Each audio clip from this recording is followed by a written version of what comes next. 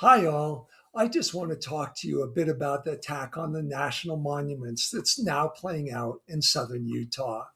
What's happening is outrageous, and I am angry.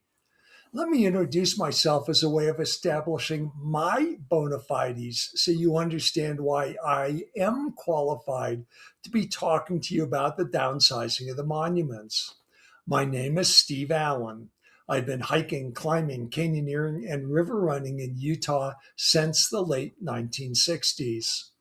In 1988, I moved to the desert and started to methodically explore as much of canyon country as I could.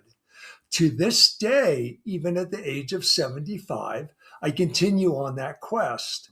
I'm still out 8 months a year, every year. I've hiked in the neighborhood of 75,000 miles.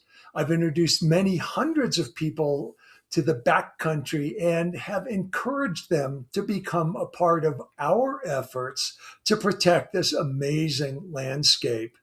Many of those folks are now the leaders in our land protection efforts. Over the years, I've done more than just hike. I am a historian and I am fanatical about documenting what I see on the ground. An ancestral Puebloan cultural site, a constructed stock trail, an old cabin, a hogan, a rock art panel, inscriptions, and the list goes on. I've done my own projects and published my own books, but I've also been instrumental in helping other writers and scientists and artists with their projects. I spent 15 years on a project that included doing sit down interviews with the old cowboys and getting their stories down on paper. That project took me to every small town in southern Utah. I've lived in this country and I've gotten to know the land and the people. Thank you for indulging me in this long preface, but it's important. So much of the commentary I hear now comes from people who know so little, but pose as people who do know something, which brings me to the people who led the downsizing of the monuments a couple of weeks ago. If you saw the ceremony, you witnessed a total fustercluck amongst people who had no idea what they were talking about. In this talk, I'm not going to try and make every argument about the disposition of the monuments. I'm just going to pick apart what the various speakers said at the signing ceremony. President Trump stated emphatically that you can't go hunting, you can't go fishing, you can't do anything. You can virtually not even walk on it. Kate McGregor, the Deputy Secretary of the Department of the Interior, then chimed in and agreed with the president that no one could hunt or fish or walk in the monuments. I guess neither Donald nor Kate knew that all of these lands are open to all of the above for all Americans. Kate, who lists hunting, fishing, and hiking as her pastimes in her biography, didn't know that her Department of the Interior has websites that detail all of the things you can do in the monuments. She apparently didn't know that the United States Geological Survey, which is a part of her Department of the Interior, publishes maps that show the hiking trails that apparently no one can walk. Indeed, they label them as pack trails. So horses, pack animals, hunters, and cowboys can also use them. Or that you can get certain permits for camping or hiking or river running through recreation.gov, a website that is a part of her Department of the Interior. Kate, I'm not sure why you would offer permits to things that aren't allowed. I'm so confused. Senator Mike Lee then chimed in, noting that monument designation under the Antiquities Act states that the monument should cover the smallest area compatible with the objects to be protected. Governor Spencer Cox then said that, to paraphrase him, these were meant to be 700 to 7,000 acres. Okay, Mike and Spencer, let's get personal and real and honest here. How the hell do you know where the objects to be protected are? Please send me and your constituents your hiking and backcountry resumes. Let's see the notes on your maps. Okay, I'll be blunt. Neither one of you has explored even the smallest acreage that you proposed. How many of the thousands of books and articles that have been written about the lands of southern Utah have either of you read? And Mike and Spencer, just to be clear and to make sure you get the message, the books and articles over my shoulders are all about southern Utah. Some of them I wrote, all of them I had a part in, and this is only a small part. I have literally thousands of pages detailing the sites that I've documented. I know a lot. And Mike and Spencer an offer. And let's throw in Kate and Don. I'm happy to spend some quality time with you showing you what is actually on the land that you are so eager to dismiss as not worthy of protection. Maybe we can start with you showing me what knowledge base you used to make the decision to shrink the monuments by 90%. And I'll show you my cards why I and so many others think the millions of acres you eliminated from the monuments should have protection.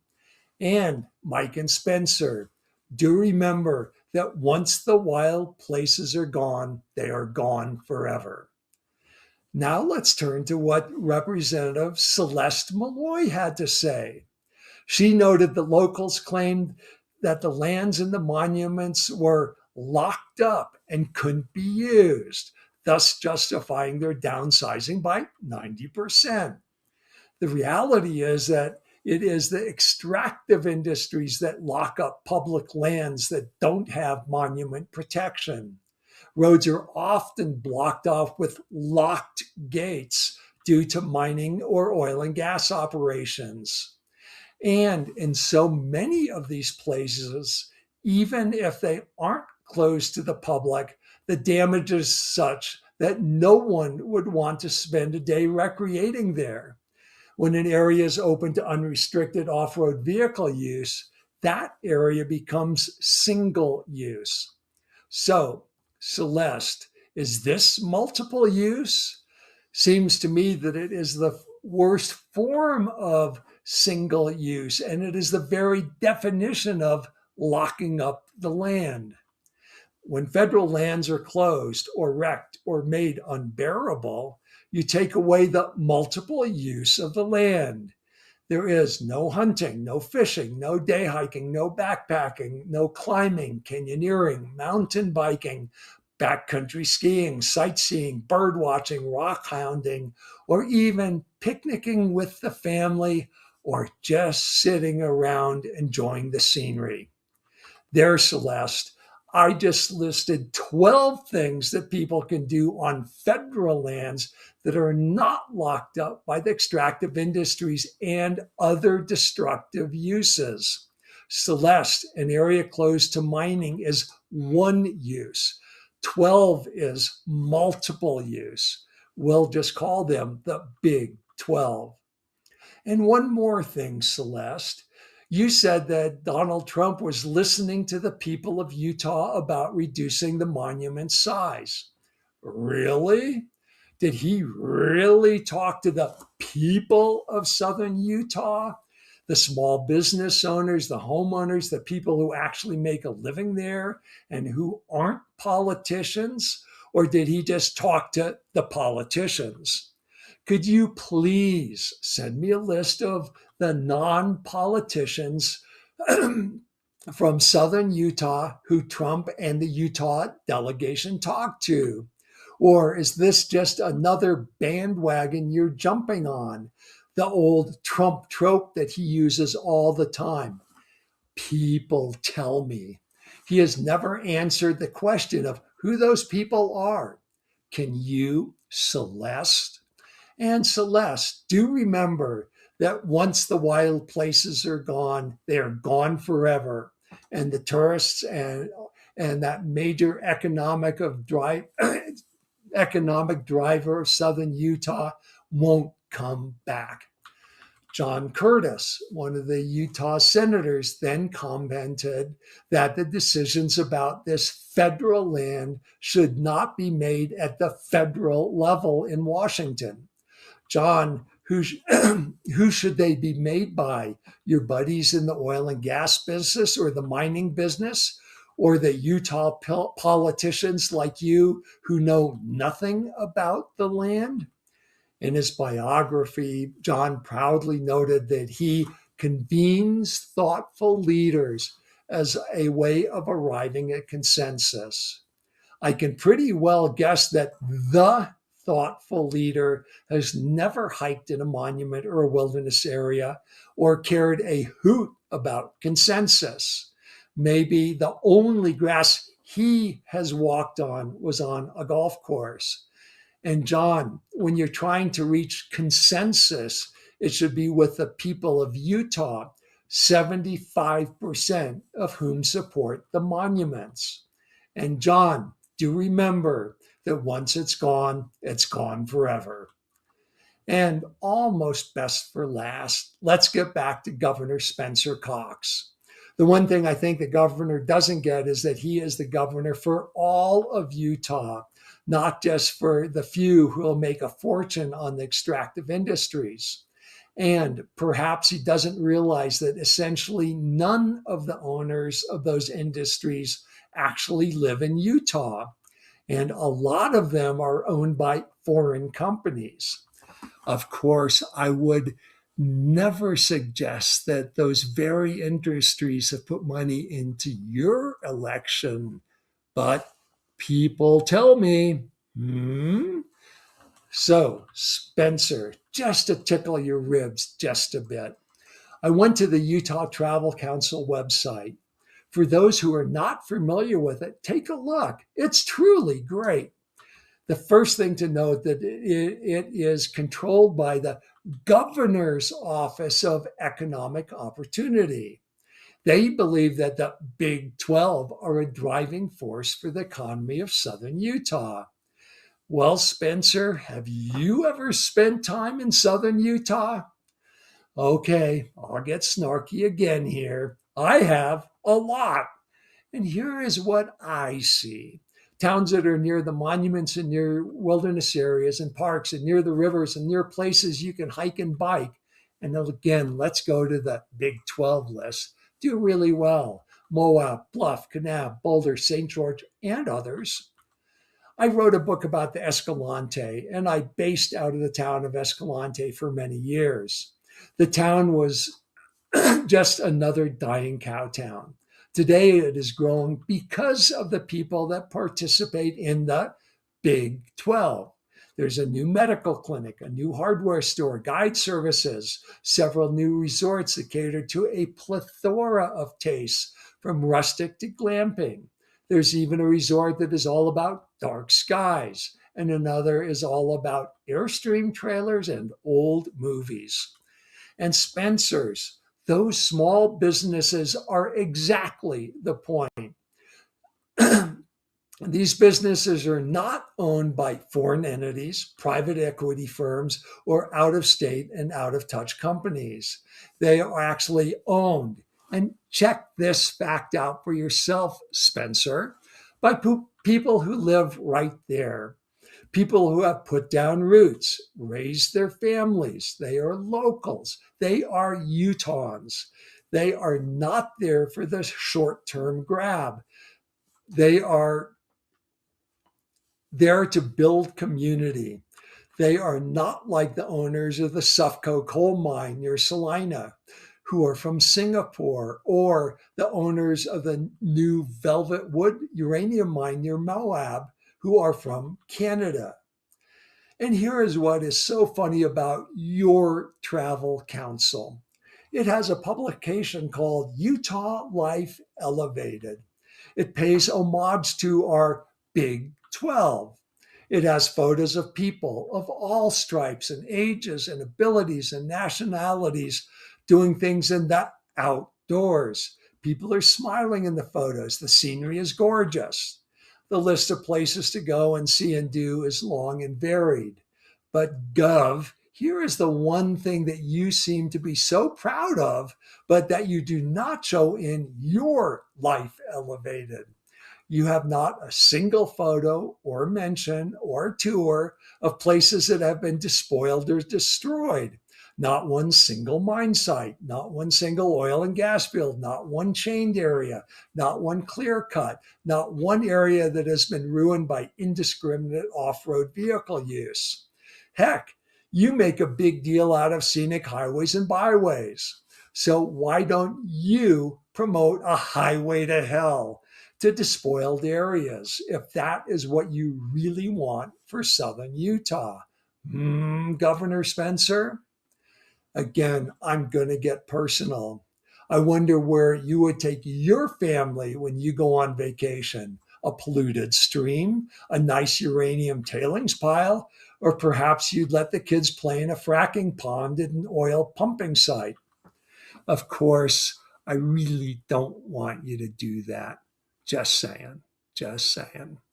Governor Spencer, your constituents want pretty places to recreate where they can do any of the Big 12, places that are safe for folks and their children, places to share memories, places to see wildlife, places to see plants grow, places to see the waters run, places to camp by yourself or with your friends, or places just to sit and ponder.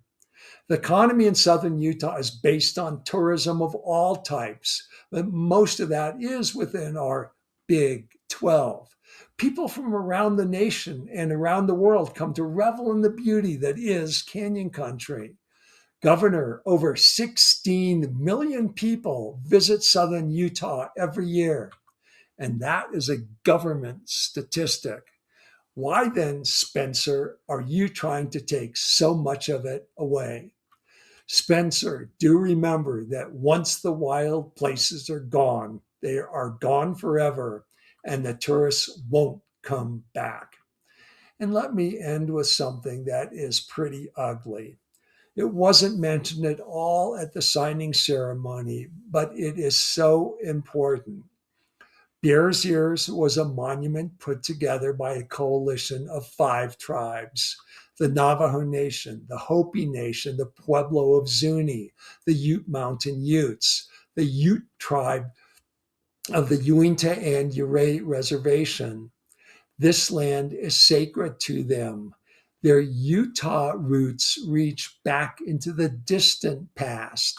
Spencer, I would like to hear you stand up, be a man, and tell the tribes and all of us why you totally ignored their wishes. After all, they are Utah citizens. There are so many other arguments in support of the monuments. We need to talk about historic sites, archaeological sites, paleontological sites, the flora, the fauna, and so much more. There is so much more to learn, but that's for another time. Folks, how can you help? Support the groups that are fighting to protect the monuments and other wildlands in southern Utah. I've worked with all of these groups. They all work hard to protect the lands that we all love. Southern Utah Wilderness Alliance, Grand Canyon Trust, Bears Ears Partnership, Grand Staircase-ESCALANTE Partners, Earth Justice, Great Old Broads for Wilderness, and others. We'll link them below. And thank you so much. Enjoy the outdoors and enjoy the Big 12.